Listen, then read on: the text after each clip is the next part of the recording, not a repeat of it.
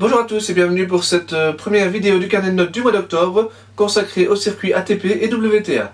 Après l'US Open et en l'absence de match de Coupe Davis, nos top joueurs se sont un petit peu reposés et ne sont revenus que pour les 2 dernières semaines du mois de septembre avec des résultats assez faibles, il faut le dire. Du coup, c'est en Challenger et lors des gros ITF que j'ai été piocher les joueurs pour constituer ces podiums.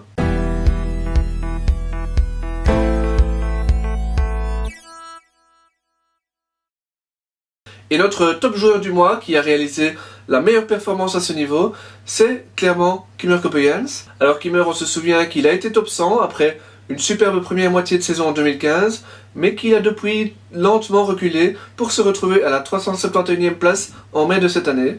On avait déjà pu remarquer un léger mieux dans ses résultats durant l'été, notamment avec une demi-finale à Scheveningen, c'était sa première demi-finale depuis plus d'1 an, mais il a fait mieux encore en septembre, à Séville où il a remporté le 5e titre Challenger de sa carrière. Contraint de passer par les qualifications dans ce tournoi en raison de son classement, il en est sorti vraiment de justesse après un match de près de 3 heures face à l'Espagnol Villela qui était tête de série numéro 1 de ce tableau préliminaire. Une fois dans le tableau final, il a de nouveau dû s'employer pour se défaire de ses différents adversaires, notamment lors de 3 matchs en 3 sets dépassant les 2h30 de jeu. C'est finalement en finale qu'il a eu le moins de difficultés pour se défaire d'un autre qualifié, le Slovaque Molcan. Il s'agit donc, je l'ai dit, du 5e titre Challenger de Kimmer, le premier depuis 2016, et alors qu'il ne comptait que 3 victoires depuis le début de l'année face à des top 200, il en a rajouté 3 de plus lors de ce seul tournoi. C'est évidemment très bon pour le moral, même s'il n'a malheureusement pas pu enchaîner avec le tournoi de Banja Luka la semaine suivante. Il est vrai qu'il avait dû franchir les 2500 km séparant les deux villes en moins de 48 heures, les organisateurs du tournoi bosnien l'ayant assez injustement programmé le mardi matin. Une semaine plus tard, il a encore gagné un match lors du Challenger de Sibiu en Roumanie, avant de perdre seulement face à la 3e tête de série. Derrière, c'est Ruben Bemmelmans qui décroche la 2e place de ce podium, avec des résultats plutôt corrects. Après l'US Open, où, pour rappel, il avait échoué au premier tour après avoir été repêché des qualifications, il s'est rendu directement à Chicago pour jouer un Challenger de 150 000 $, donc l'un des plus gros de la saison. Il s'y est hissé en quart de finale et n'a été battu que par Istomin, tête de série numéro 2 et 75e mondial. En fin de mois, Ruben a disputé les qualifications de 2 tournois ATP. À Saint-Pétersbourg, il a perdu au dernier tour des qualifications, mais a de nouveau été repêché et s'est incliné dans le tableau final face au 77e mondial Lucas Lacko. Enfin à Chengdu, il a enfin pu sortir des qualifications par lui-même et il a même franchi un tour dans le tableau final grâce à l'abandon de Mischa Zverev. Et au 2e tour, il est tombé avec les honneurs face à la première tête de série Fabio Fognini. Ça a été beaucoup plus compliqué de trouver un 3e joueur pour compléter ce podium, tant les restes des résultats a été plutôt pauvres. C'est finalement Joris Zolor qui en hérite grâce essentiellement à un bon résultat obtenu au Challenger de Cary en Caroline du Nord. Il y a en effet atteint un très bon quart de finale alors qu'il sortait des qualifications. Sur sa route, il a dominé quelques très bons joueurs, notamment le Salvadorien Arévalo, 176e mondial, ainsi que le jeune et prometteur Sebastian Korda, qui est américain, bien qu'il soit le fils de l'ancien champion tchèque Petr Korda.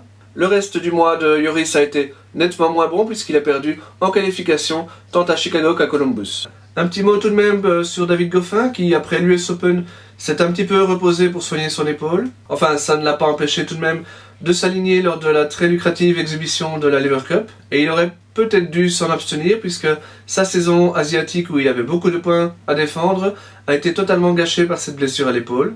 Tenant du titre à Shenzhen, il s'y est incliné dès son entrée, face il est vrai à Andy Murray, mais par la suite il a été contraint à renoncer à disputer le reste de la tournée, ruinant ainsi toutes ses chances d'une accession au Masters. Et on a finalement appris aujourd'hui même que c'est pour tout le reste de la saison que David Goffin sera absent. Cette saison qu'on espérait vraiment fastueuse après la fin de saison que David avait fait en 2017, mais finalement est vraiment marquée par le saut de la malchance et on espère qu'il pourra faire beaucoup mieux en 2019. Ça va être dur notamment parce qu'il risque très fort de ne pas être tête de série dès l'Open d'Australie.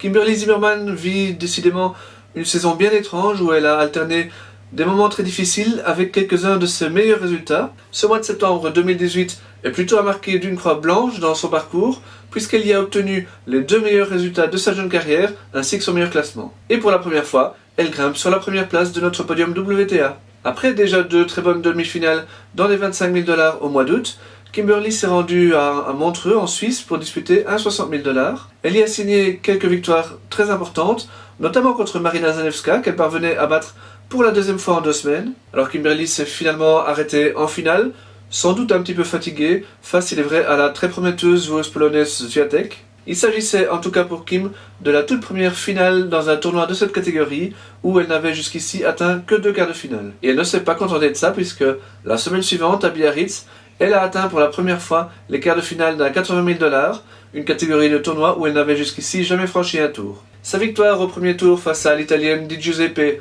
185e mondiale, est d'ailleurs la 4e victoire, la 4e meilleure perf de sa carrière. Lors de son dernier tournoi du mois à Saint-Malo pour un 60 000 $, Kim s'est ensuite inclinée dans les qualifications, mais elle avait sans doute besoin d'un petit peu de repos. Elle va en tout cas entamer la fin de saison avec les tournois indoor, avec un nouvel objectif, celui d'atteindre le top 200. Les autres résultats sur le circuit WTA et lors des gros tournois ITF ont été nettement moins bons. C'est Marina Zanevska que je place finalement en deuxième position, malgré un début de mois un petit peu difficile. Comme je vous l'ai dit il y a quelques secondes, elle a subi une défaite un petit peu difficile face à Kimberly à Montreux. Bon, elle avait tout de même battu la 8e tête de série au premier tour. Engagée en qualification à Biarritz, elle a été contrainte à l'abandon avant de disputer son premier tour. Mais ça n'a pas empêché d'atteindre tout de même un très bon quart de finale aux 60 000 $ de Valence 2 semaines plus tard. En Espagne, elle a tout de même battu 2 joueuses du top 200 consécutivement, ce qu'elle n'avait plus réussi à faire depuis le mois de mars. Dommage évidemment qu'elle ait à nouveau dû abandonner lors de son quart de finale, et j'espère vraiment que ces 2 abandons ne sont pas liés, car ce serait vraiment dommage qu'elle soit blessée pour cette fin de saison. Comme pour le podium ATP, la 3e place de ce podium WTA est occupée par une joueuse qui a connu des résultats assez mitigés. Il s'agit d'Isaline Bonaventure, qui a commencé son mois avec un bon quart de finale aux 80 000 $ de Biarritz. Un résultat tout de même assez encourageant pour la Stavlotaine, qui n'avait plus remporté 2 matchs consécutivement depuis 2 mois. La suite a tout de même été moins heureuse puisqu'elle a été contrainte à l'abandon au premier tour à Saint-Malo en raison d'une douleur au mollet. Alors, a priori, rien de très grave, mais elle ne souhaitait pas mettre en péril sa fin de saison. Malheureusement, à Valence, elle a ensuite encore une fois été éliminée au premier tour par une invitée locale, ce qui n'incite pas vraiment à l'optimisme. Enfin, on espère évidemment que cette défaite n'est pas due à la douleur qu'elle a ressentie la semaine précédente et qu'elle va pouvoir aborder les prochaines échéances à 100%. Nos 3 joueuses du top ont fait une petite pause après l'US Open. Kirsten Flipkens et Alison Van Uytvanck ont entamé leur mois lors de l'avant-dernière semaine, c'était à Séoul, avant de rejoindre Elise Mertens à Wuhan. Malheureusement, seule Kirsten a réussi à remporter un match en simple, c'était en Corée, ce qui est un bilan vraiment très faible. Et c'est surtout une mauvaise nouvelle pour Elise qui avait besoin d'un très bon résultat à Wuhan pour se relancer dans la course au Masters, désormais bien compromise. Enfin, un petit mot pour évoquer le cas de Janina Wickmayer, même si elle n'a pas disputé le moindre match ce mois-ci. Elle a en effet annoncé dès le 17 septembre qu'elle mettait un terme à sa saison pour, je la cite, octroyer un petit peu de repos à son corps et de la tranquillité. Il semble en effet qu'elle ait besoin d'effectuer une pause tant sur le plan physique que sur le plan mental, et on espère évidemment qu'elle lui permettra de se relancer pour réaliser en 2019 une saison digne de son talent.